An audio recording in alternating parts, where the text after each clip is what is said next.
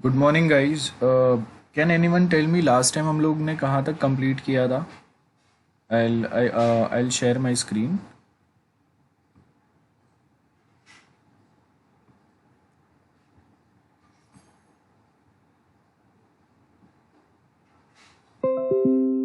Resource smoothing वाला part हो गया था ना हम लोगों का, guys?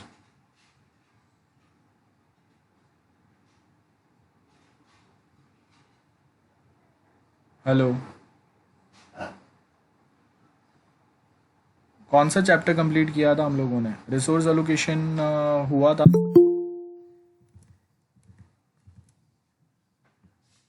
M I audible guys? हाँ बोलो, कौन सा टॉपिक हुआ था, कौन सा चैप्टर कंप्लीट हुआ था, बोलो। Anyone who can revisit? 8th chapter हुआ था, दीपिका। ओके। रिसोर्स एलोकेशन हो गया था, इट मीन्स कि रिसोर्स एलोकेशन।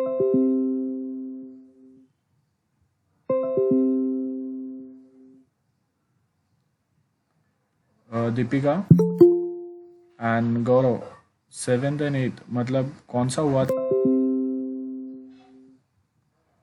ये वाला तो हुआ था, ये मुझे याद है ना। ये वाला हुआ था ना शायद, ये डायग्राम देखा था हम लोगों ने। So, रिसोर्स एलोकेशन से बाकी है। दीपिका,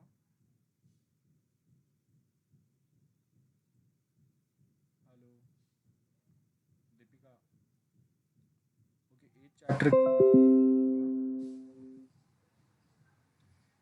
ओके, ये भी किया था हम लोगों ने, रिसोर्स वाला पार्ट। ठीक है।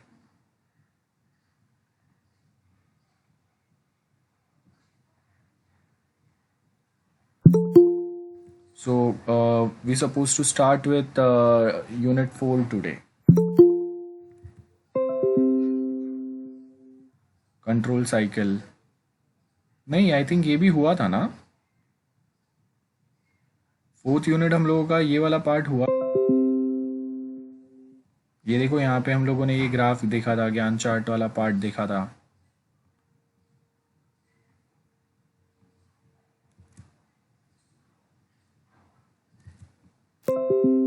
9th चैप्टर, ये देखो ना, ये हम लोगों ने वीकली प्लान वाला ये वाला पार्ट देखा था ना। हाँ सर, ये हो चुका है।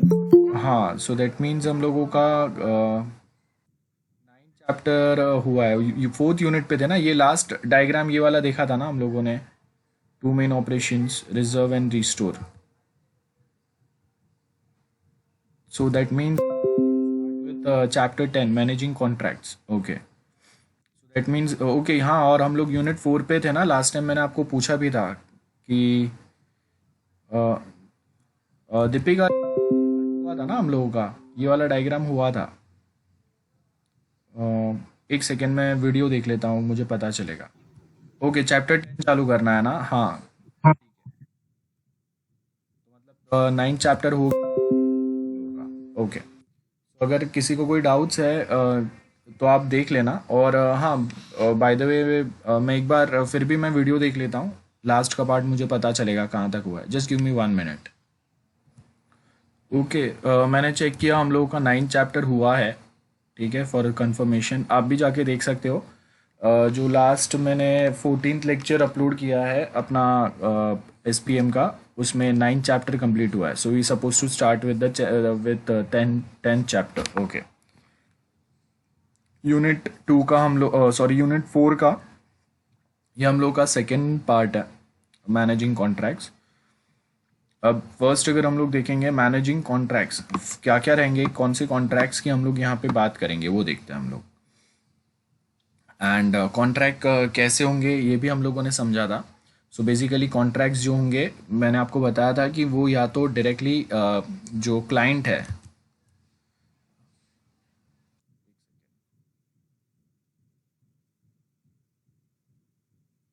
कॉन्ट्रैक्ट्स जो होंगे वो डायरेक्टली या तो क्लाइंट और डेवलपर्स के बीच में होंगे, या फिर वो डायरेक्टली तीन पार्टीज के बीच में होंगे। दो या तीन पार्टीज, दो पार्टीज मतलब कैसे रहेंगे कि एक क्लाइंट है जिसको सॉफ्टवेयर रिक्वायर्ड है, और एक डेवलपर है जो उसको बना के देगा एज पर द रिक्वायरमेंट।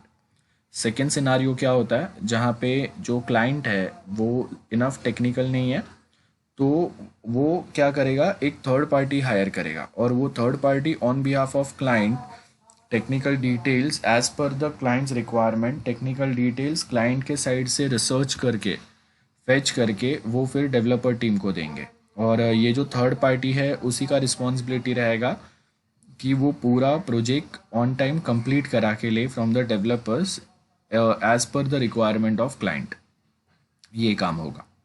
दूसरी बात, दूसरे कॉन्ट्रैक्ट्स जो हो सकते हैं वो ऐसे होंगे कि मैं एक प्रोजेक्ट पे काम कर रहा हूँ, अब वो जो प्रोजेक्ट पे मैं काम कर रहा हूँ ना, उस पर मेरे पास इनफ डिटेल्स नहीं है, सपोज सॉरी मेरे पास इनफ ह्यूमन रिसोर्स नहीं है।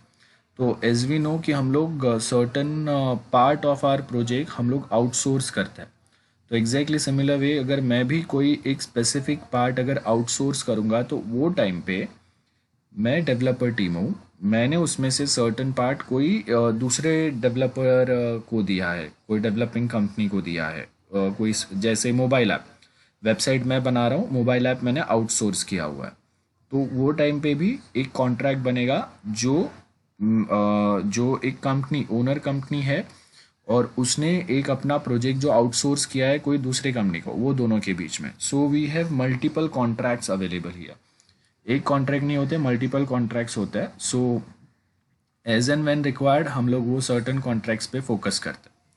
ठीक है, अब यहाँ पे अगर आप देखेंगे क्या बोला है, acquiring software from external supplier. First ये पार्ट है कि हम लोग क्या बात कर रहे हैं कि हम लोग को एक्सटर्नल सप्लायर के पास से सॉफ्टवेयर लेंगे। बहुत सिंपल है। सो यहाँ पे आपको क्या बोला है, एक आपका कस्टमाइज सॉफ्टवेयर रहेगा जो स्पेशली आपके लिए बनाया हुआ है, और दूसरा कौन सा रहेगा, ऑफ द शेल्फ, मतलब एज इट इज़ जैसा दिया है वैसे ही हम लोग यूज़ करेंगे। बराबर है। जैसे हम लोगों ने ऑलरेडी देखा है ना कि हम लोग ये गूगल मीट यूज़ कर रहे हैं, माइक्रोसॉफ्ट टीम यूज़ करता है ऑनलाइन लेक्चर्स के लिए। तो ये कोई एक स्पेसिफिक कॉलेज के लिए माइक्रोसॉफ्ट ने या गूगल ने एक कस्टमाइज सॉफ्टवेयर नहीं बनाया, एक अवेलेबल सॉफ्टवेयर है जो जो भी उसके मंथली रेंटल पे करेगा उसको वो सॉफ्टवेयर, वो स्पेसिफिक सॉफ्टवेयर मिल जाएगा। It is as simple as that. So यहाँ पे हम लोग को वही बोला है कि एक आपके लिए specially created specially for customer type का सॉफ्टवेयर होगा, और दूसरा एक ऑफ द शेल्फ होगा जिसमें क्या होगा, एज जैसा वो है वैसा ही सॉफ्टवेयर आपको यूज़ करना है। जैसे हम लोग गूगल मीट यूज़ कर रहे हैं, तो वहाँ पे मैं गूगल को ऐसा नहीं बोल सकता कि भाई ये वाला जो पार्ट है ये यहाँ पे प्रॉपर नहीं है, आप इसको चेंज कर दो, एनीथिंग एनीथिंग नहीं, जैसा दिया है वैसा ही मैं यूज़ करूँगा। अगर मैं रेंटल भी पे करता हूँ तो भी जैसा है वैसा ही मुझे यूज़ करना पड़ेगा। मैं गूगल को कोई कमांड नहीं कर सकता कि आप मेरे लिए, मैं आपको रेंटल पे कर रहा हूँ तो आप मेरे लिए इतने कुछ चेंजेस करके दो, वो पॉसिबल नहीं होगा। सो टाइप्स ऑफ कॉन्ट्रैक्ट कौन से रहेंगे, एक फिक्स प्राइस कॉन्ट्रैक्ट रहेगा, टाइम एंड मटेरियल कॉन्ट्रैक्ट रहेगा, एंड फिक्स प्राइस पर delivery unit.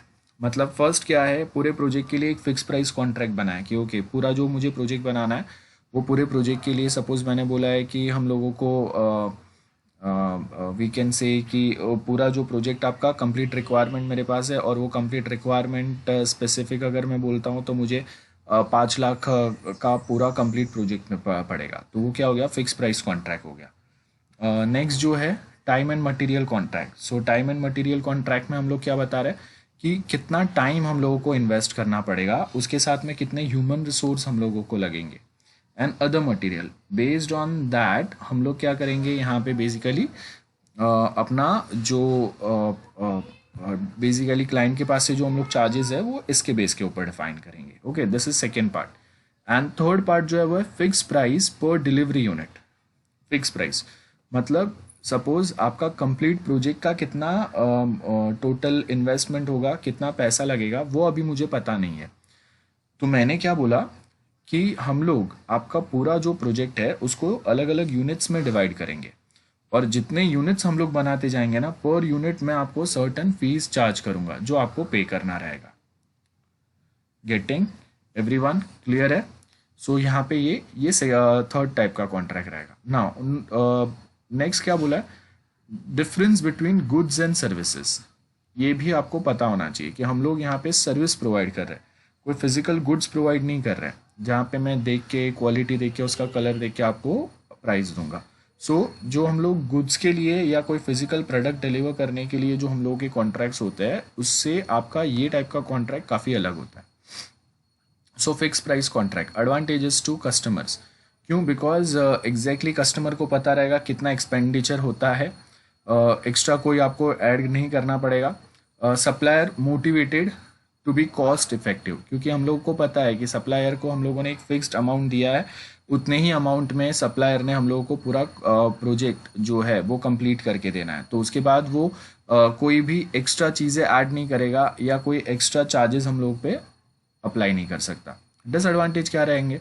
Supplier will increase price to meet contingencies, मतलब कुछ कंफ्यूजन आ गए आपके साइड से, कुछ रिक्वायरमेंट्स में चेंजेस हो गए जो आपने पहले नहीं बोला था, तो क्या होगा? सप्लायर जो है वो बोलेगा कि देखो आपका पहले का प्रोजेक्ट ऐसा था, अभी आपने उस पर नंबर ऑफ यूजर्स का कैपेसिटी बढ़ा दिया है, डेटाबेस में कुछ चेंजेस करा दिए, सर्टन रिक्वायरमेंट्स जो आपने पहले दिए थे उसको आपने मॉडिफाई कर दिया, या फिर पहले ऐसा कुछ बनाने बोला था, बिकॉज ऑफ कन्फ्यूजन हम लोगों ने ऐसा कुछ अज्यूम किया था और उसके बेस के ऊपर हम लोगों ने आपको ये बजट दिया था। नाउ अभी क्लैरिटी हो रहा है कि आपका जो रिक्वायरमेंट है वो अलग है, तो उसके बेस के ऊपर अभी हम लोगों को यहाँ पे सर्टन चेंजेस करने पड़ेंगे। तो क्या हो गया, अब वो सर्टन पॉइंट्स आ सकते हैं जिसकी वजह से आपका प्रोजेक्ट बनने के टाइम पे फिर उसके कॉस्टिंग जो है वो बढ़ जाता है बहुत बार। Okay, difficult to modify requirements, ये तो बहुत इंपॉर्टेंट है क्योंकि आपके स्पेसिफिक रिक्वायरमेंट्स के बेस के ऊपर ही डेवलपर ने या सप्लायर ने आपको एक स्पेसिफिक अमाउंट बोला हुआ है। अब अगर आप अपने रिक्वायरमेंट्स अगर चेंज करते हैं तो क्या होगा कि आपको जो बजट दिया हुआ है वो भी चेंज होगा, राइट? कि अगर सपोज मैंने बोला है कि ओके 5 लाख में मैं आपका पूरा प्रोजेक्ट बना रहा हूँ, अब आपने अपने रिक्वायरमेंट्स चेंज किए, तो रिक्वायरमेंट्स चेंज किए तो उसका ड्रॉबैक क्या होगा कि अभी मैं आपका जो पहले मैंने 5 lakhs बोला था उसको मैं अभी 6-7 भी कर सकता हूँ। सो ये हो सकता है, रिक्वायरमेंट्स मॉडिफाई होंगे, उसके साथ ये चेंजेस हो सकते हैं। Cost of changes likely to be higher, of course, क्योंकि हम लोगों ने एक फिक्स प्राइस कॉन्ट्रैक्ट में, तो फिक्स प्राइस कॉन्ट्रैक्ट में आपने जितना बोला था उतना ही हम लोगों ने हाईलाइट किया और उतने पे ही हम लोग काम कर रहे हैं। तो सडनली अगर आप चेंजेस करोगे तो क्या होगा उसका ड्रॉबैक कि हम लोग भी अपने जो रिक्वायरमेंट्स है उसमें मॉडिफिकेशन करेंगे और वो modification will directly affect the total expenditure which is applicable for our project, बराबर है। सो ये ड्रॉबैक होगा कि अगर आप रिक्वायरमेंट चेंज करते तो कभी कभी आपका बजट जो है वो बहुत हाई भी हो सकता है। नेक्स्ट अगर आप देखेंगे, threat to system quality, again ये बहुत इंपॉर्टेंट है क्योंकि आपको फिक्स प्राइस कॉन्ट्रैक्ट में बोला है ना, तो कभी कभी क्या होगा कि सप्लायर जो है वो अपना प्रॉफिट बढ़ाने के लिए कभी कभी वो क्वालिटी पे ज़्यादा फोकस नहीं करेगा, टेस्टिंग का अपना टाइम कम कर देगा, बग फिक्सिंग का अपना काम जो है वो कम कर देगा, सो दैट वो उतना उसका जितना टाइम और उसके जितने रिसोर्सेज बचेंगे उतना उसका प्रॉफिट बढ़ जाएगा। तो कभी कभी प्रॉफिट बढ़ाने के लिए ये पैटर्न्स भी हम लोगों ने देखे काम करता है। सो ये फिक्स प्राइस कॉन्ट्रैक्ट, ये उसके डिसएडवांटेजेस थे। एग्जाम के लिए भी आपको याद रहना चाहिए टाइप्स ऑफ कॉन्ट्रैक्ट और हर एक टाइप के जो कॉन्ट्रैक्ट है उसके एडवांटेजेस डिसएडवांटेजेस, सो उसके बेस के ऊपर आप अपना आंसर लिख सकते हैं। Okay, time and material advantages क्या है कस्टमर साइड से? इजी टू चेंज रिक्वायरमेंट, क्योंकि आप जितना टाइम सप्लायर आपके प्रोजेक्ट पे इन्वेस्ट करेगा, जितना मटेरियल वो यूज़ करेगा उसके हिसाब से आपका बजट बनेगा। तो यहाँ पे कोई प्रॉब्लम नहीं है, आपका फिक्स प्राइस कॉन्ट्रैक्ट नहीं है कि वो कि इतने ही रिक्वायरमेंट के लिए इतना ही पैसा बोला था उसमें अभी चेंजेस नहीं होंगे, ऐसा नहीं हो रहा है यहाँ पे। यहाँ पे क्या हो रहा है कि जितना ज़्यादा टाइम सप्लायर आपके प्रोजेक्ट पे ऊपर इन्वेस्ट कर रहा है, जितना ज़्यादा मटेरियल वो अपने साइड से ऐड कर रहा है, उसके हिसाब से यहाँ पे हम लोगों के जो प्राइजेज है, जो बजट है वो डिफाइन होगा। सो यहाँ पे हम लोग क्या बोल रहे हैं, easy to change requirement, first ये है क्योंकि टाइम एंड मटेरियल में जितना टाइम जाएगा, जितना मटेरियल ऐड होगा उसके हिसाब से हम लोग आपको बताएंगे ना कि हाँ आपका टोटल एक्सपेंडिचर इतना हो रहा है। लैक ऑफ प्राइस प्रेशर, क्योंकि यहाँ पे ऐसा कुछ भी नहीं है, जितना ज़्यादा टाइम जा रहा है उतना ज़्यादा हम लोग क्या जो चार्जेस है वो बढ़ते जाएंगे। तो इसके लिए प्रोडक्ट क्वालिटी भी बेटर रहेगा, बराबर है, क्योंकि फिक्स प्राइस नहीं है कि इतना ही मिलेगा। तो डेवलपर्स या सप्लायर्स को भी पता है कि अगर मैं एक्स्ट्रा टाइम ऐड कर रहा हूँ, एक्स्ट्रा मटेरियल ऐड कर रहा हूँ, बेटर क्वालिटी पे वर्क कर रहा हूँ, तो मेरा भी प्रॉफिट थोड़ा ज़्यादा होगा। डिसएडवांटेज क्या है, कस्टमर के लाइबिलिटीज़ बढ़ जाता है। कभी कभी ऐसा होगा कि आपका 5 लाख का प्रोजेक्ट 7-8 lakhs तक हो सकता है, या डबल भी हो सकता है, 10 lakhs तक भी पहुंच सकता है, क्योंकि टाइम और मटेरियल ज़्यादा यूज़ हुआ। तो customer absorbs all the risk associated with poorly defined और चेंजिंग रिक्वायरमेंट्स। सो यहाँ पे जो सप्लायर है उसको कोई मतलब नहीं है, आप अगर प्रॉपर रिक्वायरमेंट नहीं दे रहे हो इट्स फाइन, वो अपना काम चालू करेगा। आप बाद में रिक्वायरमेंट्स चेंज भी करे हो इट्स फाइन, वो फिर भी अपना काम चालू रखेगा, क्योंकि आपके रिक्वायरमेंट्स चेंज हो गए, उसको वो वापस वो प्रोजेक्ट पे काम करेंगे, आपके पास से वो सेम चार्जेस लेंगे, बराबर है। Lack of incentive for supplier to be cost effective, ये बहुत इंपॉर्टेंट है। मतलब यहाँ पे अभी जो सप्लायर्स है या जो डेवलपर्स है उनको ज़्यादा सोचने की ज़रूरत नहीं है कि इतना ही बजट में हम लोगों को ये प्रोजेक्ट बनाना है, इतने ही इसमें करना है। नहीं, अगर रिक्वायरमेंट है, कस्टमर साइड से आ रहे हैं नए रिक्वायरमेंट, चेंजेस हो रहे, इट्स फाइन, आप जो है वो अपने साइड से उसके ऊपर वर्क करते जाओ, इट्स फाइन, चलेगा, प्रॉब्लम नहीं है, क्योंकि कस्टमर को हम लोग वो चार्जेस ऐड करते जाएंगे। तो कॉस्ट इफेक्टिव रहने का कोई मतलब नहीं है, सप्लायर अपने साइड से बहुत फ्री है, आप जो भी बोलोगे वो करने को रेडी है जब तक आप पे कर रहे हो उसको। देन थर्ड टाइप का जो कॉन्ट्रैक्ट होता है हम लोगों का, वो होता है fix price per unit delivery. Fix price per unit delivery, तो उसमें क्या होगा, देखो यहाँ पे हम लोगों ने फंक्शन पॉइंट वाला एक टॉपिक पढ़ा था। तो फंक्शन पॉइंट वाले टॉपिक में हम लोगों ने क्या समझा था कि हम लोग जो कंप्लीट प्रोजेक्ट है ना, उसमें टोटल नंबर ऑफ कितने फंक्शंस ऐड होंगे उसको हम लोग अलग अलग कैटेगरी में डालेंगे बेस्ड ऑन इट्स कॉम्प्लेक्सिटी। तो एक बार आपने वो सारे फंक्शंस को कैटेगराइज कर दिया based on function point count, उसके बाद हम लोग बताएंगे कि ओके ये वाले मॉड्यूल में इतने फंक्शंस ऐड करने पड़ेंगे, ये मॉड्यूल में इतने फंक्शंस रहेंगे, एंड टोटल कॉस्टिंग कितना होगा वो बताएंगे हम लोग, बराबर है। तो design costing and implementation costing, ये दोनों कैलकुलेट करके टोटल आपका कॉस्टिंग कितना होगा ये बताएंगे। अब हम लोग यहाँ पे ये डिफाइन करेंगे कि जो भी आपका एक एक जो भी आपका यूनिट होगा उसमें टोटल कितने फंक्शन पॉइंट्स हम लोग ऐड कर रहे हैं। तो सपोज मैं बोल रहा हूँ कि हर एक यूनिट में हम लोग सपोज 10 फंक्शन पॉइंट्स ऐड कर रहे हैं। So based on those 10 function points हम लोग यहाँ पे कैलकुलेट करेंगे कि हर एक यूनिट का आपका कॉस्टिंग कितना रहेगा। गेटिंग, सो अगर मैं 10 यूनिट्स अगर बना रहा हूँ तो 10 यूनिट स्पेसिफिक हम लोग देन वहाँ पे देखेंगे कि एक यूनिट का आपका सपोज 2 lakhs का चार्जेस आ रहे हैं, तो 2 lakhs इंटू 10 यूनिट्स कितना होगा वो आप कैलकुलेट करेंगे, और पर यूनिट कंप्लीट होने पे आपको उसका स्पेसिफिक चार्जेस मिल जाएगा। तो ये सेकेंड पॉइंट रहता है, जहाँ पे हम लोग बेसिकली क्या बात कर रहे हैं कि आपका जितने यूनिट्स हम लोग बनाते जाएंगे वो पर यूनिट हम लोग आपके पास से चार्जेस लेंगे। तो कंप्लीट प्रोजेक्ट के चार्जेस नहीं ले रहे हैं हम लोग। और यहाँ पे भी बेनिफिट ये होगा कि आप रिक्वायरमेंट में मॉडिफिकेशंस कर सकते हैं कभी कभी। तो क्या होगा कि नेक्स्ट यूनिट जो आपका बनेगा उसमें वो मॉडिफाइड रिक्वायरमेंट पे सप्लायर काम करेगा। सो यहाँ पे भी वो भी बेनिफिट आपको हो सकता है, ठीक है। लेकिन जब आपका प्रोजेक्ट काफ़ी बड़ा है, नंबर ऑफ यूनिट्स हम लोगों ने पहले पढ़ा था, बड़ा अगर प्रोजेक्ट है तो हम लोग उसको छोटे छोटे पार्ट में छोटे छोटे यूनिट्स में डिवाइड कर देते हैं। देन वो छोटे छोटे यूनिट्स में हम लोग साइमल्टेनियसली काम करेंगे। तो आप वो जो छोटे यूनिट्स पे काम कर रहे हो ना, वो छोटे यूनिट्स का कॉस्टिंग हम लोग यहाँ पे प्रोवाइड करते हैं। गेटिंग, ये आपका नेक्स्ट पार्ट रहेगा। सो यहाँ पे अगर आप देखेंगे फिक्स प्राइस और पर यूनिट एग्जाम्पल क्या है, एस्टिमेटेड साइज, आपके फंक्शन पॉइंट्स कितने आपको ऐड करने पड़ रहे हैं, ध्यान से देखो यहाँ पे 2600 फंक्शन पॉइंट्स आपके एक प्रोजेक्ट में लग रहे हैं। प्राइजेस क्या है, स्टार्टिंग के 2000 फंक्शन पॉइंट्स जो है वो थोड़े सिंपल वाला है सपोज, तो उसका टोटल कॉस्टिंग अगर हम लोग देखेंगे तो कितना हो रहा है, $967, और उसके ऊपर कुछ तो होगा। 500 फंक्शन पॉइंट्स के आपके $1000 के आसपास हो रहे हैं, 100 फंक्शन पॉइंट्स के आपके और कुछ हो रहे हैं। तो इसको हम लोग मल्टीप्लाई करेंगे कि 2000 फंक्शन पॉइंट्स जो है उसमें क्या होगा, पर फंक्शन पॉइंट्स मेरा चार्जेस कितने हो रहे हैं, $967। तो 967 मल्टीप्लाई विद 2000 कितना हो रहा है वो देखेंगे। और अगर कुछ चेंजेस अगर आ गए, तो अगर चेंजेस अगर है तो कितने में चेंजेस होंगे और उसके क्या चार्जेस रहेंगे, उसका एक एग्जाम्पल आपको दिया हुआ है यहाँ पे। सो देखो हम लोगों ने कैलकुलेट किया है कि अगर 2000 फंक्शन पॉइंट्स अगर है और एक सिंगल फंक्शन पॉइंट के चार्जेस आपके 967 लग रहे हैं, तो अगर 2000 इंटू 967 कितना होगा वो आपको यहाँ पे दिया है। देन 500 फंक्शन पॉइंट्स है जिसके चार्जेस आपके $1019 लग रहे हैं, तो 500 इंटू 1019 उसके चार्जेस आपके कितने हो रहे हैं, 500 के कितने चार्जेस होंगे जो फंक्शन पॉइंट्स के आपके यहाँ पे आपको चार्जेस दिया है, सिंगल फंक्शन पॉइंट्स के चार्जेस दिए, तो उसके हिसाब से हम लोग कैलकुलेट करेंगे और यहाँ पे आपका ये टोटल आएगा। तो this is what we basically try to explain the total function point expenditure, ठीक है, और वो यहाँ पे दिया है। और उसमें अगर चेंजेस भी होंगे कहीं पे, तो वो जो चेंजेस अप्लाई होंगे वो एग्जैक्टली कहाँ पे अप्लाई होंगे, कितने अप्लाई होंगे, और उसके साथ कैसे डील करेंगे, ये सारे पॉइंट्स पे हम लोग को काम करना होता है. So I hope this is clear. Advantages for customer क्या है, कस्टमर को इजीली समझ में आएगा कि वो जो भी प्राइस पे कर रहा है वो बेसिकली कौन से डेवलपमेंट्स के लिए उसके कितने प्राइसेस जा रहे हैं फंक्शन पॉइंट्स के भी हिसाब से. कंपेरेटिबिलिटी बिटवीन डिफरेंट प्राइसिंग वो बता चेक कर सकता है.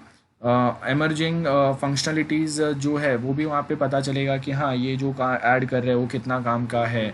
सप्लायर इंसेंटिव्स जो है वो भी कॉस्ट इफेक्टिव यहाँ पे हो सकता है. Disadvantage difficult with software size measurement, क्योंकि बहुत बार पर फंक्शन पॉइंट्स हम लोग पे कर रहे हैं. सो आप अभी जो सप्लायर है ना उसको प्रॉब्लम ही नहीं है, उसको तो बिजनेस मिलते जा रहा है. तो आप जितने फंक्शन पॉइंट्स बोलेंगे, जितने चीज़ें बोलेंगे, वो ऐड करने के लिए रेडी है, उसको कोई प्रॉब्लम नहीं है उसमें. ठीक है. सो यहाँ पे भी वो सेम चीज़ हो रहा है कि सप्लायर जो है इज़ रेडी टू ऐड और modify more things. So as you can see difficulties with software size measurement may need independent function point counter changing as opposed of new requirement. तो ये कभी कभी होता है कि एग्जिस्टिंग चेंजेस में हम लोग कभी कभी नहीं ज़्यादा अप्लाई कर सकते, क्योंकि सेम टेक्नोलॉजी जो हम लोग डेवलपमेंट के लिए यूज़ कर रहे हैं उसके ऊपर अगर आप चेंजेस बता रहे हैं ना, देन इट्स फाइन. लेकिन आप जो चेंजेस बता रहे हो उसके लिए अगर एक नया टेक्नोलॉजी, लाइक अगर मैं वेबसाइट पे काम कर रहा हूँ और अभी आप मुझे बोल रहे हो कि मुझे मोबाइल ऐप बनाना है, या मैं मोबाइल ऐप पे काम कर रहा हूँ और नाउ यू आर सेइंग कि हम लोगों को एम्बेडेड टाइप का मोबाइल ऐप बनाना है जिससे हम लोग एक हार्डवेयर कंट्रोल कर सकें. तो ऐसे टेक्नोलॉजिकल चेंजेस अगर होंगे तो उसको तो ऑफकोर्स अपोज करेंगे, बिकॉज वो पहले बात ही नहीं हुआ था और हम लोग के पास ऐसे डेवलपर्स भी नहीं है जो उस पर काम कर सके. देन नेक्स्ट जो आता है टेंडरिंग प्रोसेस. टेंडर भरते हैं हम लोग. जैसे अगर मुझे अगर सपोज एक प्रोजेक्ट रिक्वायर्ड है तो मैं क्या करूँगा, न्यूज़पेपर में या कहीं पे एक स्पेसिफिक लोकेशन पे, या मेरे जो सिलेक्टेड सप्लायर्स रहेंगे उनको मैं बोलूँगा कि भाई ऐसा कोई सॉफ्टवेयर मुझे रिक्वायर्ड है, आपके क्या चार्जेस रहेंगे वो मुझे बताओ. तो ऐसे मैं 10 15 20 सप्लायर्स के पास से मैं उनके कोटेशन मंगाऊंगा, बराबर है, सील्ड एनवेलप में. और फिर वो सबको हम लोग मैच करके देखेंगे कि किसका बेस्ट प्राइसिंग आया, देन उसके साथ हम लोग प्रोजेक्ट डील करेंगे. वही है open tendering. Any supplier can bid, बराबर है, बिडिंग के लिए आ सकता है, लेकिन उसके रिक्वायरमेंट्स रहेंगे कि ओके जो भी सप्लायर्स आ रहे हैं उनके पास स्पेसिफिक इतने ह्यूमन रिसोर्स होने चाहिए, इतना बेसिक इंफ्रास्ट्रक्चर होना चाहिए, इतना डेवलपमेंट एक्सपीरियंस होना चाहिए वो सिमिलर टाइप के प्रोजेक्ट का. ये सारे पॉइंट्स पे तो फोकस करेंगे. तो इन्विटेशन ऑफ टेंडर ये आएगा. All tender must be evaluated in the same way, बराबर है, कि अगर ऐसा पार्शलिटी नहीं होना चाहिए, बराबर है, ये होगा यहाँ पे. गवर्नमेंट बॉडीज में have to do with by local और इंटरनेशनल लॉज. तो अगर हम लोग टेंडर भर रहे हैं, अब सपोज अगर मैं कोई यूएस की कंपनी के लिए यहाँ से अगर बिड कर रहा हूँ, बहुत बड़ा कंपनी हम लोग का, तो यूएस की कंपनी आउटसोर्स करेंगे अपना प्रोजेक्ट यहाँ पे, उनको भी बेनिफिट होगा, हम लोग को भी बेनिफिट होगा, डॉलर में पेमेंट मिलेगा.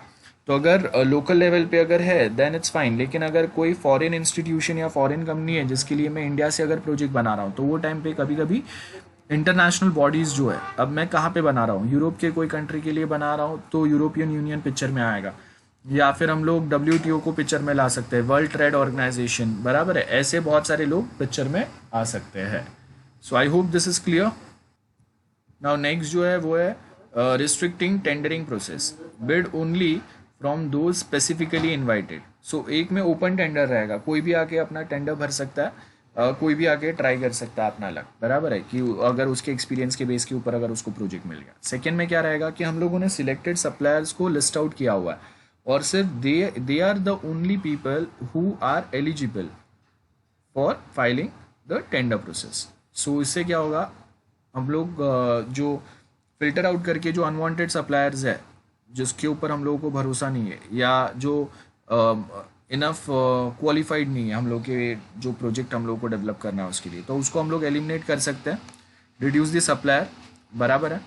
और निगोशिएट प्रोसीजर लास्ट में चलेगा. Negotiate with one supplier for example for extension to software already supplied. So यहाँ पे ये भी प्रोसेस चल सकता है कि हम लोग पूरे नए कोई एक सॉफ्टवेयर डेवलप करने के लिए टेंडर नहीं भराएंगे. हम लोग कभी कभी ऐसे भी बोल सकते हैं कि मेरे पास एग्जिस्टिंग कोई एक सॉफ्टवेयर है, वो एग्जिस्टिंग सॉफ्टवेयर को आप रीमॉडिफाई करो या उसको ही आप एक्सटेंड कर दो, तो उससे मेरे चार्जेस भी कम रहेंगे और सप्लायर जिसने ऑलरेडी वो प्रोजेक्ट पे काम किया है उसी को हम लोग आगे निगोशिएट कर सकते हैं उसी के साथ में। तो यहाँ पे अगर आप देखेंगे स्टेजेस इन कॉन्ट्रैक्ट प्लेसमेंट, तो सबसे पहले कॉन्ट्रैक्ट, आपको अगर कॉन्ट्रैक्ट बनाना है तो सबसे पहले तो रिक्वायरमेंट पता होनी चाहिए कि कौन से टाइप के प्रोजेक्ट के लिए क्या रिक्वायरमेंट है जिसके लिए आप ये काम कर रहे हैं, बराबर है।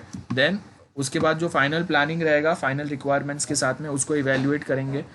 देन टेंडर का प्रोसेस चलेगा और टेंडर प्रोसेस के बाद हम लोग जो बेस्ट प्रपोजल है उसको इवेल्युएट करेंगे और उसके साथ हम लोग डील क्रैक करेंगे। This is the process.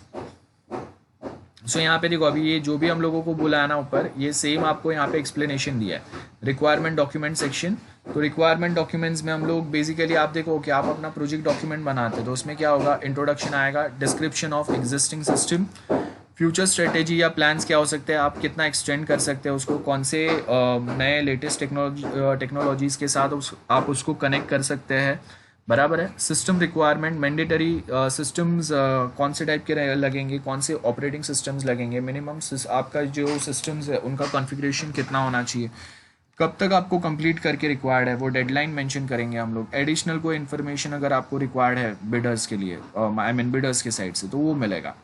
Then requirements में this should be include functions, कौन से फंक्शंस नेसेसरी, इनपुट्स आउटपुट कैसे जाएंगे, क्या फंक्शंस रिक्वायर्ड रहेंगे वो आएंगे।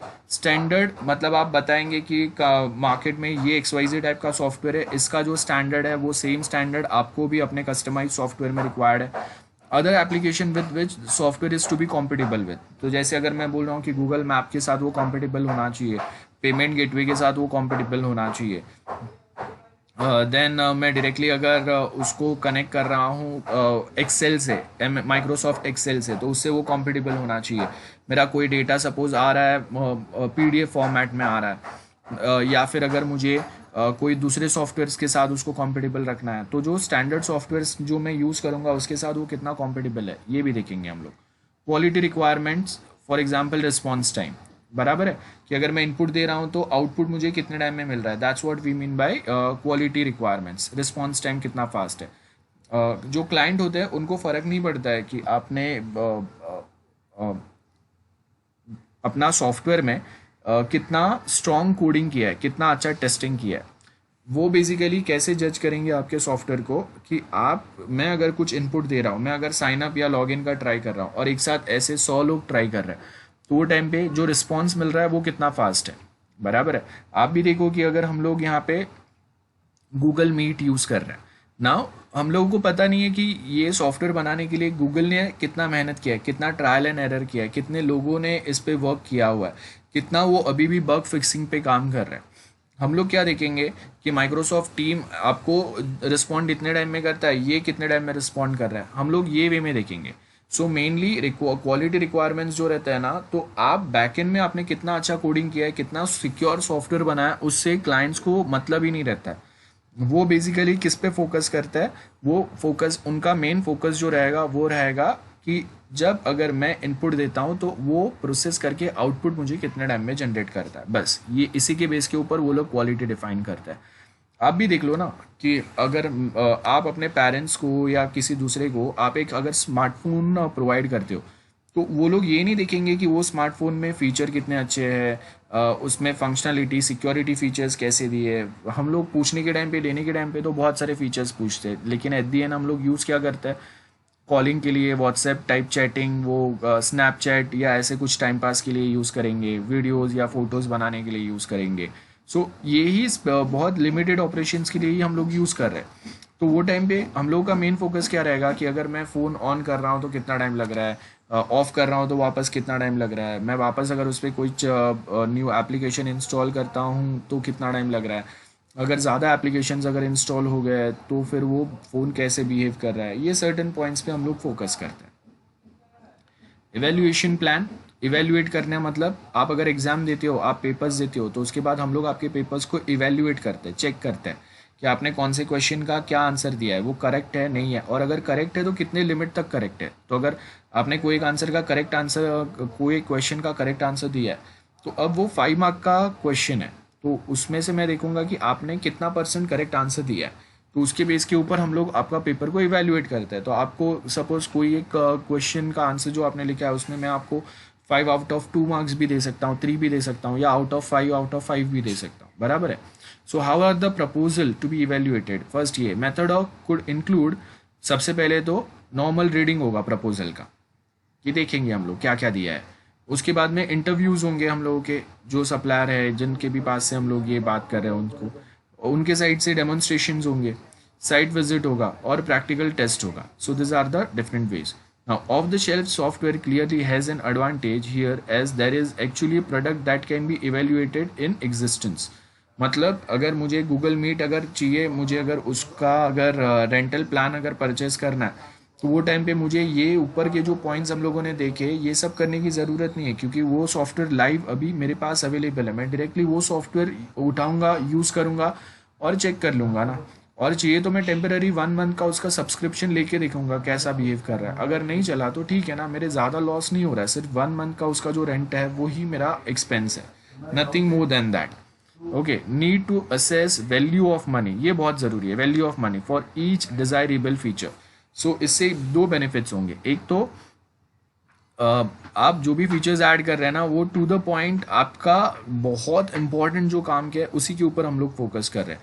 सो इससे बेनिफिट क्या होगा कि अनवांटेड फीचर्स हम लोग एलिमिनेट करेंगे, size of software get reduced, and as and when size of software get reduce तो उसके जो फ्यूचर जो कॉम्प्लिकेशंस आएंगे या बग्स या एरर्स जो आपको आता है या रिस्पॉन्स टाइम या क्वालिटी पे कहीं ना कहीं जो कॉम्प्रोमाइज़ करना पड़ता है वो बहुत लिमिट तक कम हो जाएगा। Then value for approach as an improvement on previous emphasise on accepting lower bids. तो कभी कभी ये हो सकता है कि हम लोगों ने देखा कि कोई कोई प्रोजेक्ट्स में हम लोग चेक कर रहे हैं कि आपका जो प्रीवियसली आपने जो प्रोजेक्ट बनाया था या फिर आपको 3-4 सप्लायर्स है, तो उसमें से जो सबसे सस्ते प्राइस पे सबसे कम लोवेस्ट प्राइस में आपको जो डेवलपर या सप्लायर बना के दे रहा है हम लोग उसको अप्रोच कर रहे हैं। But at same point of time आपको ये भी देखना है कि वो कौन से फंक्शंस आपको प्रोवाइड कर रहा है और वो सारे आपको काम के हैं, और जो आपके काम के हैं वो भी वो ऐड कर रहा है कि नहीं कर रहा है। So that's one thing. So here is an example,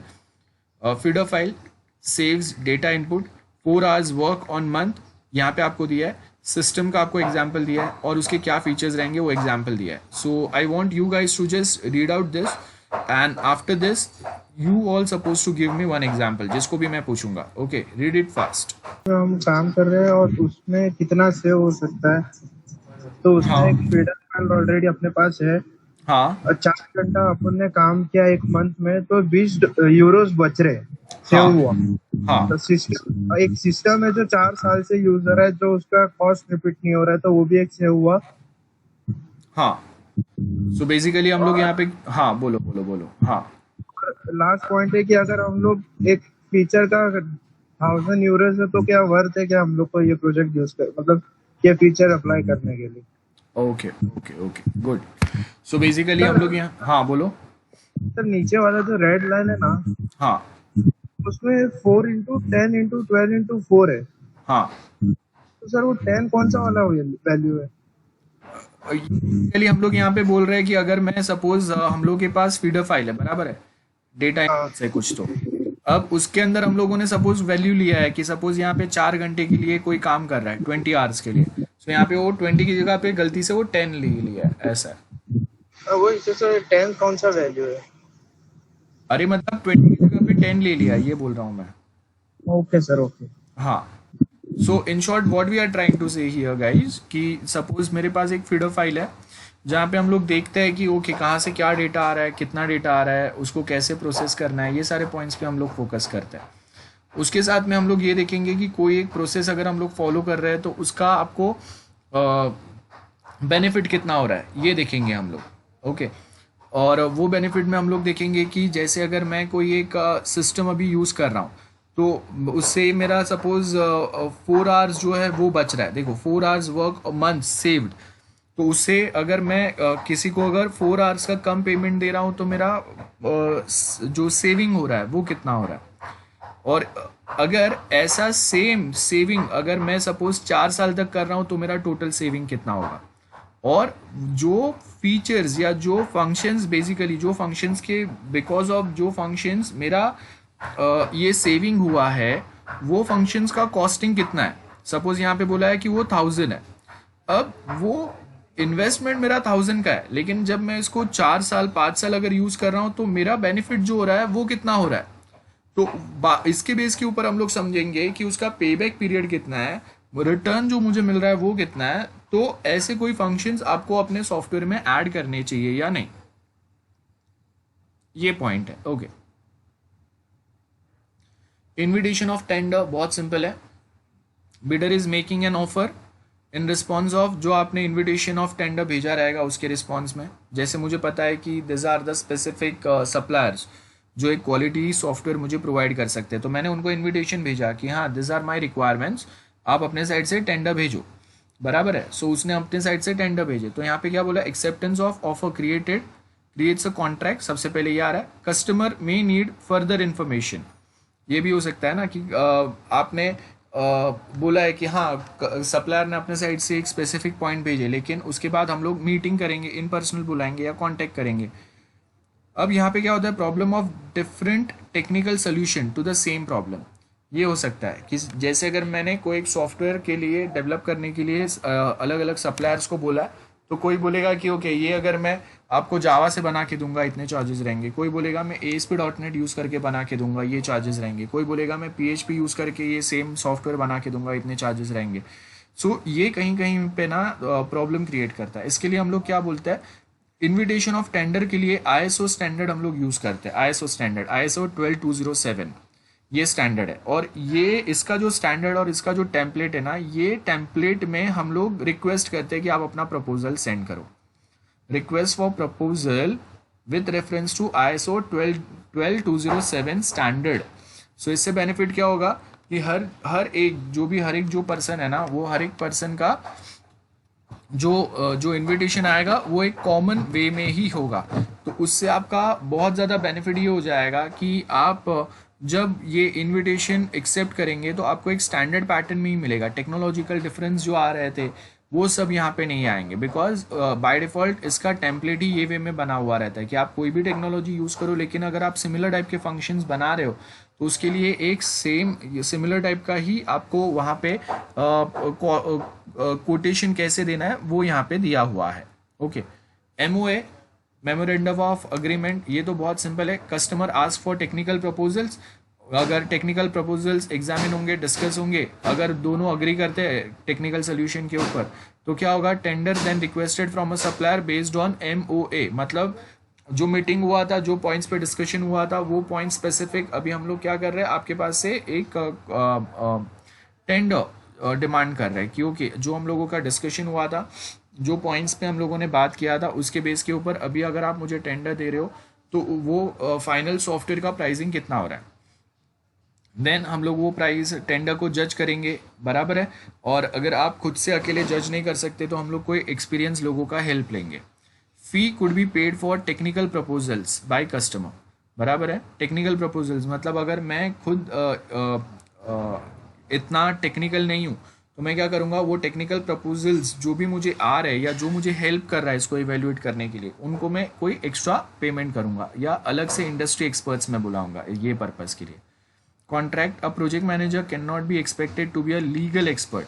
तो हम लोगों को लीगल एक्सपर्ट मतलब लॉयर की बात कर रहा हूँ मैं। तो जो प्रोजेक्ट मैनेजर है वो ये बता सकता है कि हाँ इतने टाइम में ये प्रोजेक्ट बनना चाहिए, ऐसा पेमेंट सिनारियो होना चाहिए। लेकिन अगर वो नहीं हुआ, कोई एक पार्टी ने अगर ब्रेक किया और बाद में अगर वो हाथ ऊपर करते हैं कि हम लोग ऐसे नहीं बना सकते, देन व्हाट, तो वो स्पेसिफिक पर्पस के लिए हम लोग यहाँ पे वो स्पेसिफिक पर्पस के लिए हम लोग यहाँ पे ये स्पेसिफिक काम करते हैं। क्या काम करेंगे, ensure contract reflects true requirements and expectation of supplier, बराबर है, ये देखेंगे हम लोग। और उसके साथ जो एक कॉन्ट्रैक्ट बनेगा उसके लिए हम लोग हेल्प लेंगे, और वो जो हेल्प होगा वो होगा बेसिकली कोई एक लॉयर का। और उसके साथ में देखो कॉन्ट्रैक्ट का एक चेकलिस्ट बनेगा, कॉन्ट्रैक्ट चेकलिस्ट, जहाँ पे हम लोग प्रिसाइजली डिफाइन करेंगे सप्लायर यूज़र एप्लीकेशन क्या बनाना है। वो फॉर्म अग्रीमेंट बनेगा, for example is there a contract for a sale और अ लीज, बराबर है। मतलब आप परमानेंटली कोई एक सॉफ्टवेयर बेच रहे हैं या टेम्पररी, आपने जैसे हम लोग गूगल मीट है तो गूगल मीट में रेंटल बेसिस पे ले रहा हूँ, तो रेंटल बेसिस का एक अलग कॉन्ट्रैक्ट रहेगा, और वो रेंटल बेसिस का कॉन्ट्रैक्ट तब तक ही वैलिड रहेगा जब तक मैं ये सॉफ्टवेयर पे काम कर रहा हूँ, बराबर है। Goods and service to be supplied, this could include lengthy specification, बराबर है। Time tables of activity, payment agreements रहेंगे, payment may be tied to completion of specific task, मतलब कोई काम आपने ख़त्म किया उसके बाद ही वो स्पेसिफिक अमाउंट ऑफ पेमेंट आपको डिलीवर होगा, ये होगा। Ownership of software, again next part आएगा जहाँ पे हम लोग क्या बता रहे हैं, आपने पूरा जो सॉफ्टवेयर है वो क्लाइंट को हैंड ओवर किया है क्या। तो अगर क्लाइंट को हैंड ओवर किया है तो वो सॉफ्टवेयर सिर्फ क्लाइंट ही यूज़ कर सकता है कि अभी पूरा फुल ओनरशिप क्लाइंट को मिल गया है तो वो ये सेम सॉफ्टवेयर को मार्केट में आगे और किसी को भी बेच सकता है, ये भी हम लोग देखेंगे वहाँ पे।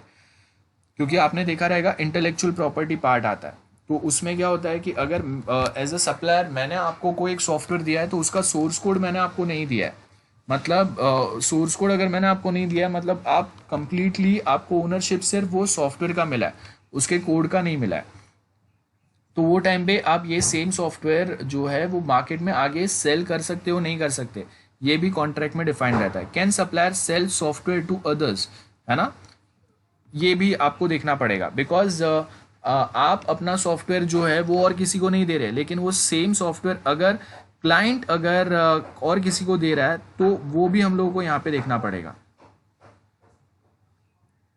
ठीक है। So could specify the customer has exclusive use of that software, तो अगर वो सेम सॉफ्टवेयर अगर आप कोई दूसरे को भी बेच रहे हो तो क्या होगा, जो कस्टमर फिलहाल उसको यूज़ कर रहा है, जो क्लाइंट फिलहाल उसको यूज़ कर रहा है, उसके लिए सिक्योरिटी कंसर्न्स बढ़ जाते हैं उसके लिए। ओके, नेक्स्ट क्या बोला है, does supplier retains the copyrights, ये भी बहुत इंपॉर्टेंट है। सप्लायर के पास कॉपीराइट्स है, क्या लेवल के हैं, तो अगर कॉपीराइट्स इन शॉर्ट सिंपल है कॉपी करने के राइट्स, तो अगर वो सप्लायर जो है वो सेम ये सॉफ्टवेयर की कॉपीज बना के मार्केट में और किसी को सेल कर सकता है कि नहीं, ये पॉइंट्स आएंगे।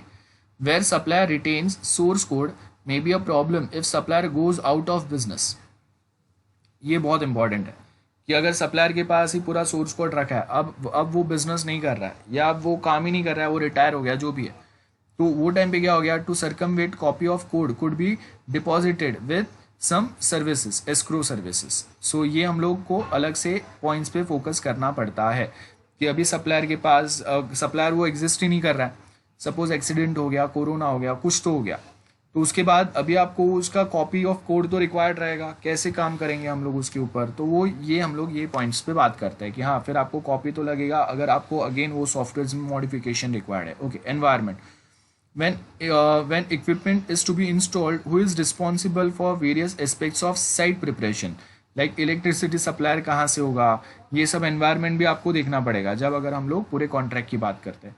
customer commitment, for example providing access to suppose different resources जो customer side से provided होने वाला था, और देन रिक्वायरमेंट्स वो ऑन टाइम आपको देने वाला था अलग अलग डिपार्टमेंट के, जिसके बेस के ऊपर आपके अलग अलग मॉड्यूल बनने वाले थे, तो ये भी हम लोग यहाँ से फोकस करेंगे। स्टैंडर्ड्स टू बी मेट, ये देखेंगे। कॉन्ट्रैक्ट मैनेजमेंट, कॉन्ट्रैक्ट मैनेजमेंट में क्या होगा, some terms of contract relate to management of contract. For example आप continuously progress report monthly base पे क्लाइंट को या कस्टमर को सबमिट करेंगे। Decision points could be linked to release the payment to the contract. Decision points मतलब हम लोगों ने डिसीजन किया था कि पर यूनिट कंप्लीशन पे हम लोग आपको इतना पे करेंगे, so that's the decision point कि कभी पेमेंट रिलीज होगा, कितना पेमेंट रिलीज होगा, कितना काम खत्म होने पे होगा। Okay, variation to the contract, that is how are the changes to the requirement dealt with, ये होगा। एक्सेप्टेंस क्राइटेरिया क्या आ रहा है, ये इस पे भी फोकस करेंगे। सो यहाँ पे आपको क्या बोला है, how would you evaluate the following, usability of an existing package, first ये पॉइंट आ रहा है कि अगर मेरे पास ऑलरेडी कोई एक चीज़ है, कोई ऑलरेडी मेरे पास सर्टेन चीज़ है, तो उसको हम लोग कैसे करेंगे। Usability of application yet to be built, कहाँ पे यूज़ होगा, कितना यूज़ होगा, क्या काम आएगा, कितना बेनिफिट आपको होगा। मेंटेनेंस कॉस्ट इसका कितना आएगा, हार्डवेयर का और सॉफ्टवेयर का भी। सॉफ्टवेयर का तो ऑफकोर्स हम लोगों का उसी में आएगा, लेकिन वो सॉफ्टवेयर रन करने के लिए जब मैं कंटिन्यूस हार्डवेयर यूज़ करूँगा तो उसका मेरा ईयरली मेंटेनेंस कितना हो सकता है। Time taken to respond to request for a software support and training कितना लेवल पे आप प्रोवाइड करोगे, बिकॉज आपने सॉफ्टवेयर बना तो दिया, आप अगर प्रॉपर ट्रेनिंग प्रोवाइड नहीं कर रहे हो तो हम लोग के कस्टमर्स या क्लाइंट्स जो है वो ऐसे भी वो सॉफ्टवेयर को प्रॉपर यूज़ नहीं कर पाएंगे, और प्रॉपर यूज़ नहीं कर पाएंगे तो 100% हम लोग उसका यूटिलाइजेशन अगर नहीं होगा तो फिर जो एक्सपेक्टेड बेनिफिट है उस तक हम लोग नहीं पहुंच सकते। ओके, ये पॉइंट्स है। कॉन्ट्रैक्ट मैनेजमेंट में लास्ट में आपको क्या बोला है, decision points, quality review, changes to the requirement, बस यही आपका लास्ट का पॉइंट है।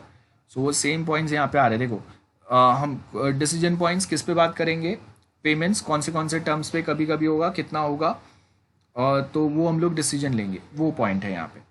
क्वालिटी रिव्यूज़ कैसे रहेंगे, कौन करेगा, किसका हेल्प लेंगे, हम लोग इंडस्ट्री से कोई एक्सपर्ट्स को बुला रहे हैं, ISO सर्टिफिकेट हम लोग डिमांड कर रहे हैं, चेंजेस टू द रिक्वायरमेंट, ये पॉइंट्स पे भी बात करेंगे। और लास्ट जो आपको बोला है, लास्ट क्या है, chapter 11 managing people in software requirement. So this is last part of your unit 4। इसके बाद यूनिट 4 हम लोगों का कंप्लीट हो जाएगा। So before we start with this chapter, let me know guys if you have any doubts. Okay, so now we will be starting with chapter 11, that is managing people in software environment. So these are the main topics जो हम लोग discuss करेंगे। सबसे पहले अगर आप देखेंगे, the first topic which we have in chapter 11 is before organizational behavior, क्या क्या पॉइंट्स पे हम लोग बात करते हैं। सो यहाँ पे आप देखो कि क्या बोला है, एक टेलर नाम का बंदा है, फादर ऑफ साइंटिफिक मैनेजमेंट बोलते हैं, उसने फोकस किस पे बोला है, select the best people for the job. मतलब अब यहाँ पे हम लोग कॉन्ट्रैक्ट मैनेजमेंट ये सब तो देख लिया, लेकिन अभी आपका जो भी प्रोजेक्ट है वो काम करने के लिए कोई तो ह्यूमन रिसोर्स लगेगा, और वो ह्यूमन रिसोर्स अगर इंटरेस्टेड नहीं है अपने जॉब में, सिर्फ नाम के लिए अगर कर रहा है, तो आपका प्रोजेक्ट जो है या आपका क्वालिटी ऑफ प्रोजेक्ट जो है वो उतना बेटर नहीं होगा। तो इसके लिए हम लोग, मैं अगर बोलता हूँ कि आप में से बहुत सारे स्टूडेंट्स रहेंगे जिनको डेवलपमेंट में इंटरेस्ट रहेगा, या किसी को डेवलपमेंट में इंटरेस्ट नहीं है, तो अगर जिसको डेवलपमेंट में इंटरेस्ट नहीं है लेकिन अभी कोई दूसरा जॉब नहीं है, एंड एज एन ऑल्टरनेटिव या एज अ रिक्वायरमेंट यहाँ जॉब करने के लिए करना है, और ये बोल के अगर हम लोग डेवलपमेंट का जॉब अगर लेते हैं, तो जो पर्सन को जो जॉब में इंटरेस्ट नहीं है अगर वो अगर करता है, तो आपको प्रॉपर रिजल्ट नहीं मिलेगा। ये कॉमन पॉइंट है, ये हम लोगों ने सबने बहुत बार देखा है, और एग्जैक्टली सेम चीज़ यहाँ पे भी हो रहा है कि हम लोग क्या बोल रहे हैं कि आपको एक बहुत अच्छा लोगों को जो वो जॉब में इंटरेस्टेड हो, जिनको उसमें उसका कैपेबिलिटी हो जिनमें, वैसे ही लोगों को आपको सिलेक्ट करना है वो स्पेसिफिक जॉब के लिए। अब एज वी नो, बहुत बार जो लोग डेवलपमेंट में इंटरेस्टेड नहीं रहते हैं वो टेस्टिंग या डिज़ाइनिंग में काफ़ी अच्छे होते हैं। तो आपको ये जज करना है कि कौन से बेसिकली जो आपके पास इंटरव्यू के लिए लोग आ रहे हैं वो डेवलपर के लिए सूटेबल है, टेस्टिंग के लिए सूटेबल है, या फिर डिज़ाइनिंग के लिए सूटेबल है। To instruct them in the best method to give financial incentives in form of piece work, बराबर है, ये हम लोग को देना है। Then one problem, group norms, ये बहुत इम्पॉर्टेंट है। कभी कभी हम लोग बात करते हैं कि ऑर्गेनाइजेशनल बिहेवियर में एक टीम लेवल के हम लोग कुछ नॉर्म्स ऐड करते हैं, ऐसा नहीं होना चाहिए। एज एंड व्हेन रिक्वायर्ड, अगर टीम में कोई किसी को अगर प्रॉब्लम भी है, कोई अपना काम प्रॉपर नहीं कर पा रहा है, उसके पास इनफ ट्रेनिंग नहीं है, या फिर वो कुछ कन्फ्यूजन में आ गया है, जो भी प्रॉब्लम्स है, तो वो टाइम पे हम लोगों को ऐसे ग्रुप नॉर्म्स अप्लाई नहीं करने चाहिए। वो उन बेसिकली जो सेंटिमेंट्स है हम लोग के डेवलपर्स का, या जो लोग हैं हम लोग के टीम मेंबर्स, उनको वो बहुत निगेटिव वे में इम्पैक्ट करता है। ओके, देन दूसरा एक हाउथरॉन इफेक्ट है। हाउथरॉन इफेक्ट क्या बोल रहा है, इन 1920 सीरीज ऑफ एक्सपेरिमेंट हुआ था एट हाउथरॉन प्लांट, वेस्टर्न इलेक्ट्रिक वाला, शिकागो में हुआ था। सिंपली क्या शो हुआ, उनका interest in a group increase productivity. तो आपके ग्रुप में लोगों के बीच में जितना मैच्योरिटी रहेगा, वो लोग आपस में जितने कंफर्टेबल रहेंगे एक दूसरे के साथ काम करने में, उतना आपका प्रोडक्टिविटी जो है वो इंक्रीज हो जाएगा। Theory X, there is a need for coercive direction and control of people at work. ये बहुत इंपॉर्टेंट है। आपका पर्सनल प्रॉब्लम कुछ है तो वो पर्सनल एंड प्रोफेशनल वर्क, उसमें डिफरेंस होना चाहिए। छोटे बच्चों के जैसा हम लोग ऐसा नहीं करेंगे कि हाँ इसके साथ मेरा अगर जमता नहीं है तो उसके साथ मैं जॉब नहीं करूँगा। नहीं, अगर आप एक टीम में हैं तो प्रोफेशनली आप दोनों को साथ में ही काम करना है, पर्सनल आपके जो भी प्रॉब्लम्स रहेंगे। Theory Y, work is a natural and rest or play, बराबर है। Work is as natural as rest of play, मतलब आपके बॉडी को वो उतना आदत होना चाहिए। हाँ, मैं ओवर वर्क की भी बात नहीं कर रहा हूँ जहाँ पे हम लोग 15-20 घंटा काम करेंगे, ऐसा नहीं। एक स्पेसिफिक अमाउंट ऑफ टाइम है, आपको बोला है कि आज के लिए आपका ये टास्क है, वो अगर आप ख़त्म करते हो तो आपको वो टाइम पे वो लोगों को जल्दी घर पे जाने का परमिशन दे दो। आप अपने कंपनी में ही अलग से प्ले स्टेशन या एक्सबॉक्स रखा हो जहाँ पे जाके वो खेल पाए, फ्रेश हो पाए, या फिर अगर आप उनको इंसेंटिव्स प्रोवाइड करते हैं तो दिस आर द वेज कि उनको ऐसा लगेगा कि हाँ वो जॉब करने के लिए नहीं कर रहे but actually they like it, वो एनवायरनमेंट में आने के लिए। तो वैसा एक एक्साइटमेंट वाला एनवायरनमेंट होना चाहिए, ये बहुत ज़रूरी है। बिकॉज अगर ऑफिस बोरिंग होगा, जब वो आएंगे तो कोई ना कोई आके दो बात सुना रहा है, कभी उनका प्रमोशन रोक रहा है, अगर वो अच्छा काम कर रहे हैं तो कोई अपने नाम पे वो क्रेडिट कराता है। ये ऐसा नहीं होना चाहिए, पार्शलिटी नहीं होना चाहिए। So that's another thing. Now selecting the best people, यहाँ पे क्या बोला है, एलिजिबल एंड सूटेबल, ये दोनों में फ़र्क है। तो ये मेन अभी फिलोसॉफी चालू हो गया। एलिजिबल मीन्स राइट क्वालिफिकेशन, हम लोग सब BSc है तो we all are eligible for development, लेकिन हम लोग सब जो BSc किए हुए स्टूडेंट्स हैं वो सब सूटेबल नहीं है डेवलपमेंट के लिए, या सब सूटेबल नहीं है डिज़ाइनिंग या टेस्टिंग के लिए। So that's the most important part. The danger is employ someone who is eligible but not suitable. ये बहुत इंपॉर्टेंट है कि हाँ आपने हायर कर लिया एक ग्रेजुएट पर्सन को, लेकिन वो एलिजिबल तो है बट वो सूटेबल नहीं है फॉर दैट जॉब, बिकॉज उसको मेनली इंटरेस्ट जो है वो उसको टेस्टिंग में इंटरेस्ट है। आप देख लो कि कैंपस सिलेक्शन जो होता है तो वहाँ पे बहुत बार हम लोग स्टूडेंट्स को पूछा नहीं जाता है ज़्यादा कि भाई आप ये डेवलपमेंट करोगे, ये डेवलपमेंट करेंगे। बहुत बार जो कैंपस इंटरव्यूज़ दे के आते हैं उनको पता भी नहीं रहता है कि फाइनली कंपनी अगर सिलेक्ट कर रहा है तो कौन से टाइप के जॉब में उनको डिप्लॉय कर रहा है। तो ये कंपनी जो है ना वो खुद से ही पूरा डिसीजन लेता है। देन उसके आगे नेक्स्ट क्या बोला है, best situation is to employ someone who is suitable but not eligible. Of course अगर मैं बोल रहा हूँ कि कोई एक 12th पास स्टूडेंट ही है लेकिन वो 3 साल से डेवलपमेंट कर रहा है, सो वो टाइम पे हम लोग ये नहीं देखेंगे कि उसका क्वालिफिकेशन सिर्फ 12th HSC है, बट अगर वो डेवलपमेंट के लिए कैपेबल है, उसके एक्सपीरियंस है, उसको पता है, तो बस ना हम लोग उसको ले लेंगे। लॉजिकल माइंड अगर है वो कर सकता है तो that's the best thing. Then उसके आगे क्या बोला है, do good software developer have innate characteristics. तो ये यहाँ पे अगेन वो स्टडी बता रहा है 1:25 in time taken by different programmer to code a program, बराबर है। Then other research found experience better than math skills as a guide to software skills. तो ये सर्टन अभी आपको पॉइंट्स दिए हुए हैं, अब ये मैं एक्सप्लेन नहीं कर रहा हूँ, बहुत सिंपल से पॉइंट्स है। आपको खाली वो टाइम पास नॉवल जैसे पढ़ते हैं वैसा आप पढ़ लो, अच्छा लगेगा। सर्टन कुछ पॉइंट्स बोलने के लिए रहेंगे। अ सिलेक्शन प्रोसेस कैसे होगा, create a job specification, content include types of task to be carried out, ये बहुत क्लियर होना चाहिए। जॉब होल्डर्स प्रोफाइल, कैरेक्टरिस्टिक्स में हम लोग क्या देखेंगे, वो पर्सन ने ऐसा कोई जॉब किया है, ऐसे कोई स्टडीज़ किए हैं, और उसका जैसे एप्टीट्यूड टेस्ट होता है तो लॉजिकल रीजनिंग जो है उसका वो कितना कैपेबल इनफ है कि अगर हम लोग डेवलपमेंट में भी कुछ अगर टास्क दे उसको तो वो कितना इजीली कर सकता है, वो देखेंगे। Obtain applicant, identify media that potential job holder are likely to consult, बराबर है, ये होगा एक पार्ट। CVs जो हम लोग अलग से फाइंड आउट करते हैं, select potential candidate from CVs, do not waste everybody's time interviewing people whose CV clearly indicates are unsuitable, ये है। तो आप देखो कि CV में बहुत बार हम लोग बहुत सारी चीज़ें ऐड करते हैं, हॉबीज़, आपके कुछ एक्सपीरियंस, कुछ अचीवमेंट्स। तो अभी हम लोग ये देखेंगे कि आपके कॉलेज लेवल पे कुछ अचीवमेंट्स है जहाँ पे आपने डेवलपमेंट में पार्टिसिपेट किया हो, समथिंग लाइक दैट, और ये अगर है तो उसके आगे फिर इंटरव्यू सिलेक्ट होगा। अनदर प्रोसेस क्या होगा, टेकिंग रेफरेंस, मेडिकल, ये वो आपके जो आपने सर्टिफिकेट सबमिट किए वो जेन्यून है कि नहीं, ये सारे पॉइंट्स पे आएंगे हम लोग, बस।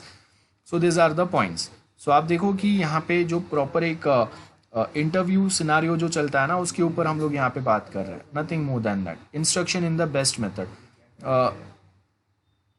क्या बोला है, the induction of new staff should be carefully planned. Worst case where new recruit is simply ignored and not given any task, ऐसा नहीं होना चाहिए।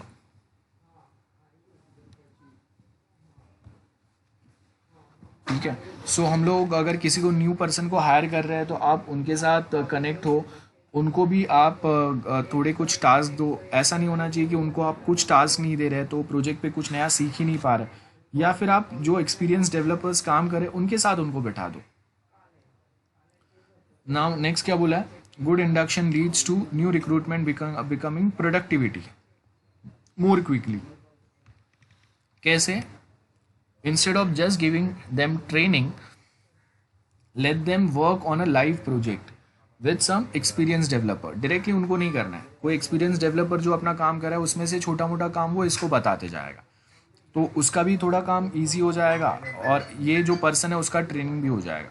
Need to review staff progress frequently and provide a feedback. Of course ये तो ज़रूरी है ही, feedback तो चलेगा ही।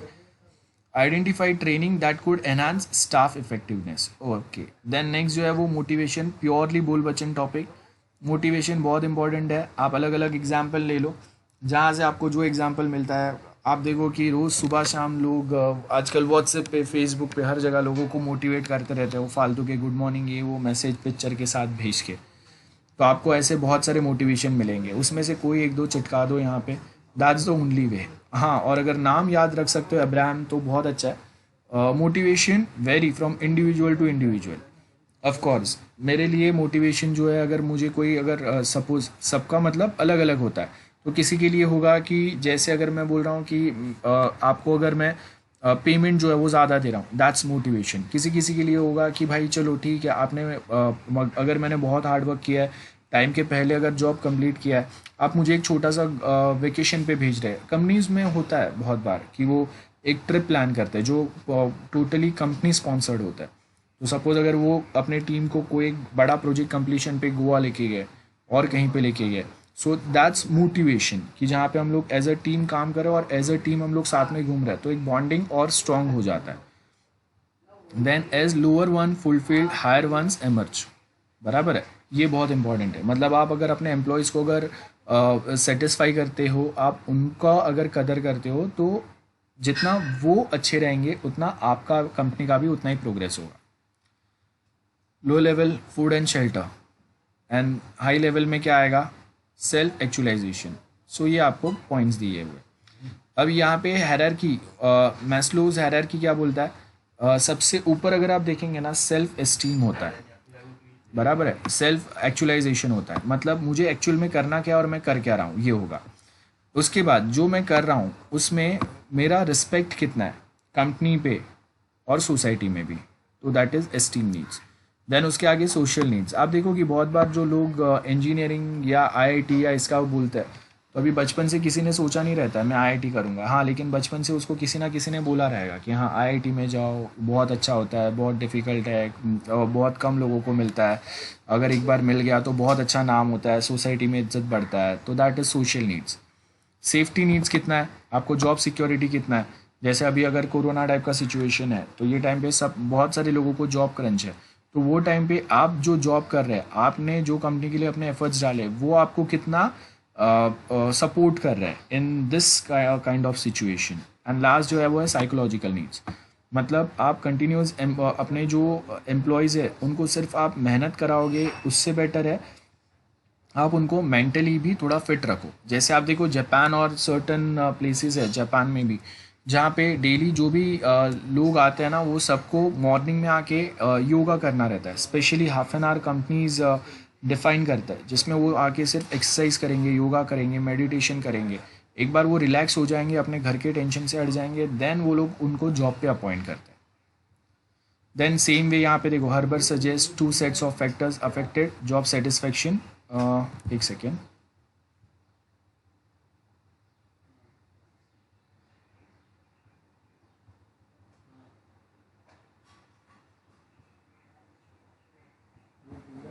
सो देखो यहाँ पे जो ये वाला जो पार्ट है, इसमें क्या बोला है, हाइजीन और मेंटेनेंस फैक्टर बहुत इंपॉर्टेंट रोल प्ले करता है। बराबर है कि आप राइट पे कर रहे हो और वर्किंग कंडीशन कैसा है। तो आप देखो मोस्ट ऑफ जो बड़े बड़े कंपनीज में जाते हैं ना, वहाँ पे वर्किंग कंडीशन काफ़ी एक एक्टिव एनवायरनमेंट बनाता है। आपको लगेगा कि आप कॉलेज से भी अच्छी कोई प्लेस पे आओ। कैंटीन बहुत अच्छा रहता है। आप अगर जहाँ पे हम लोग थोड़ा जाके गेम्स खेलते हैं, कैरम, टेबल टेनिस, अगर कंप्यूटर गेम्स खेलने हैं उसके लिए आपको वहाँ पे फैसिलिटी रहता है। सो वो एक बहुत एक्टिव एनवायरनमेंट रहता है, और आजू बाजू में जो इंटीरियर किया रहता है वो भी काफ़ी एनकरेज होता है, तो उससे काम करने में और आपका माइंड जब ऐसे एनवायरनमेंट में आता है तो ऑटोमेटिकली थोड़ा बेटर फील करता है। वो है मोटिवेटर, अगेन ये बोल वचन है। Room and colleagues identify 3 influence on motivation: expectancy, instrumentality and perceived value. आप कितना रिवॉर्ड कर रहे हैं जो सामने वाला काम कर रहा है उसके लिए। Believe that working hard leads to better performance, ये है। नेक्स्ट क्या है, तो मतलब हमेशा ये एक्सपेक्टेंसी होता है कि आप बहुत मेहनत करो तो अच्छा रिजल्ट आएगा, ऐसा नहीं रहता है। बहुत बार स्मार्ट वर्क भी बेटर रिजल्ट लेके आता है ना। सो ये इस पे है। Instrumentality, believe that better performance will be rewarded, है ना। और उसके आगे परसिव वैल्यू में हम लोग देखेंगे कि ये आपने रिवॉर्ड कितना किया है वो पर्सन को, वो ये वाला हो गया। देन नेक्स्ट जो है ओल्ड मैन हैग्स जॉब कैरेक्टरिस्टिक्स, क्या बोला है, स्किल वैरायटी कौन से टास्क आपने दिए हैं और वो टास्क का सिग्निफिकेंस कितना है और वो कितना प्रॉपरली वो पर्सन कर पा रहा है, ये पॉइंट्स रहेंगे। 2 अदर फैक्टर्स क्या रहेंगे, ऑटोनॉमी एंड फीडबैक क्या है, और ये सब यहाँ पे दिए हुए हैं। अब ये प्योरली आप देखो कि प्योरली हम लोग स्कूल में या कहीं पे वो सिंपल से हम लोग जो पॉइंट्स पढ़ते हैं, कोई नॉवल पढ़ते हैं ना, वैसा चैप्टर है ये। सो यहाँ पे कोई टेक्निकल पॉइंट्स नहीं है जिसमें मैं आपको बोलूँ कि हाँ सॉफ्टवेयर स्पेसिफिक ये काम का, ये इन जनरल है। अगर आपने नॉर्मली आइडेंटिफाई भी किया रहेगा, जॉब भी किया रहेगा, तो भी आप ये आंसर्स कर सकते हैं। Method to improve job satisfaction: set specific goals, provide feedback, है ना, जिससे वो और प्रोग्रेस कर सके। कंसिडर जॉब रीडिज़ाइन, मतलब अगर कोई एक पर्सन अगर वो स्पेसिफिक जॉब टास्क बार बार नहीं कर पा रहा है तो हम लोग उसको ट्रेन करेंगे, या फिर हम लोग देखेंगे कि ओके ये डिपार्टमेंट से ये डिपार्टमेंट के लिए ज़्यादा सूटेबल है क्या। तो job enrichment and job enlargement, ये बहुत ज़रूरी है। आप देखो कि बहुत बार जो हम लोग जॉब करते हैं ना, तो 2-3 साल 5 साल के बाद हम लोग बोर हो जाते हैं उससे कि रोज़ जाके एक का एक काम करना है, कोई नया टास्क नहीं है, कोई एक्साइटमेंट नहीं है जॉब में। सो बहुत बार लोगों को अगर आप जितना एनहांस करेंगे ना, उससे उनको और बेटर एक एनवायरनमेंट मिलता है। So that's one thing.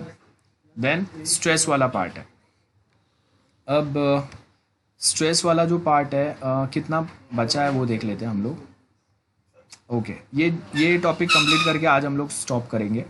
So stress जो है इज़ यहाँ पे अभी आपको ये जो भी पॉइंट्स हम लोग डिस्कस कर रहे हैं ना, उसमें अगर ये आप ये कोटेशंस अगर याद रखते हो तो ठीक है, नहीं याद रहता है तो ठीक है, देन टू इट्स फाइन। सो यहाँ पे क्या बोला है, 1960 में यूएस में स्टडी हुआ जहाँ पे क्या बोला, under 45 who worked more than 48 hours a week, उनके जो हार्ट डिजीज़ या टेंशन की वजह से उनका लाइफ कम होने के चांसेस बहुत ज़्यादा रहता है। Stress can be reduce by good project manager, और स्ट्रेस रिड्यूस करने के लिए आप अलग अलग एक्टिविटीज़ कर सकते हैं, गेम्स हम लोग खेल सकते हैं, आप उनको रिलैक्स करके सोने दो। अलग अलग हम लोग कोई एक्टिविटीज़ ऑफिस में कर सकते हैं, जैसे हम कॉलेज में होते हैं इवेंट्स, वैसे कोई इवेंट्स हम लोग ऑफिस में करते हैं। तो वो एक स्ट्रेस रिलीज़ करने का एक पैटर्न हो गया। तो रीजनेबल एस्टिमेट्स आप दो, बराबर है। Good project control leading fewer unexpected crisis, तो ये भी है। देन रिड्यूस रोल कन्फ्लिक्ट, कि हाँ इसका ये रोल था, इसका ये रोल था, ऐसा नहीं होना चाहिए। अदरवाइज़ क्या होगा, मुझे लगा था कि ये एम्प्लॉय जो है वो ये स्पेसिफिक टास्क कंप्लीट करने वाला है, उसको लगा कि मैं करने वाला हूँ, तो that too creates a ambiguity, confusion create हो रहा है। स्ट्रेस मैनेजमेंट कैसे होगा, मेडिटेशन वो सब आएगा। बिहेवियरल अप्रोच आप चेंज कर दो। आप जो लोग आ रहे हैं वो अगर कोई एक टास्क नहीं कर पा रहे हैं या फैमिली में अगर कुछ टेंशन है, तो हम लोग थोड़ा उनको कम प्रॉब्लम वाला कोई एक जॉब दे सकते हैं। अब आप देखो कि कोई एक पर्सन अपनी लाइफ से कंटाल के आया है, लाइफ में उसका कहीं पे तो डिवोर्स चल रहा है, और घर में कोई प्रॉब्लम चल रहा है, अपना जो खुद का घर था वो अभी नहीं है, ऐसे बहुत सारे प्रॉब्लम्स हैं, और उसके ऊपर आप ऑफिस में आने के बाद आप उसको बहुत बेकार कोई एक डिफ़िकल्ट टास्क दे रहे हो, तो अब वो पर्सन कर कैसे पाएगा, है ना। ये है। नेक्स्ट क्या बोला है, systematic approach, altering factors which contribute to stress. ये है सिस्टमेटिक अप्रोच में कि हम लोगों को कहाँ पे क्या चीज़ करना चाहिए, वो पॉइंट्स पे फोकस करेंगे कि आप कहाँ पे चेंजेस की ज़रूरत है। हेल्थ एंड सेफ्टी बहुत इंपॉर्टेंट है। सो आप अपने जो एम्प्लॉयज़ हैं उनका कंटिन्यूस बेसिस पे हेल्थ चेकअप कराते रहो, उनको मोटिवेट करते रहो, है ना, ये सारे पॉइंट्स आएंगे। सो ये देखो वो वापस वही है, ethical way and professional concerns, ये बहुत ज़रूरी है। कभी कभी ऐसा होता है कि कोई एक एम्प्लॉय बहुत मेहनत से काम कर रहा है, लेकिन उसके सारे एफर्ट्स जो है वो उतने वैल्यू ही नहीं हो रहे, या उसके जगह पे जो टीम लीडर जो है वो उसके बेनिफिट ले रहा है। That might also possible, so that should not happen. Responsibility that every one has, क्या होंगे, किन के क्या रिस्पॉन्सिबिलिटी है। देन ऑर्गेनाइजेशनल एथिक्स होने चाहिए कि अगर कोई अच्छा काम कर रहा है उसको रिवॉर्ड करो, उसको रिकग्नाइज करो, हम लोग उसको सर्टिफिकेट प्रोवाइड करेंगे, इंक्रीमेंट्स देंगे, सो दैट बाकी लोग भी और मोटिवेट हो। बस ये पॉइंट्स है। एक्सरसाइज अगेन वो है। प्रोफेशनल एथिक्स क्या रहेंगे, और सर्टन कुछ चीज़ें अगर आपको रिक्वायर्ड है, आपको अगर अपने एग्जाम्पल्स के लिए पढ़ना है तो यहाँ पे और दिए हुए हैं। And that's it. यूनिट 5 हम लोग नेक्स्ट टाइम करेंगे। सो ये हम लोग का यहाँ तक का टॉपिक था। Now tell me if you have any doubts guys, anyone, any doubt, बोलो। Here we are done with unit 4 and next time onwards we will be starting with unit 5. बोलो, किसी को डाउट है guys? Anyone, any doubts? Hello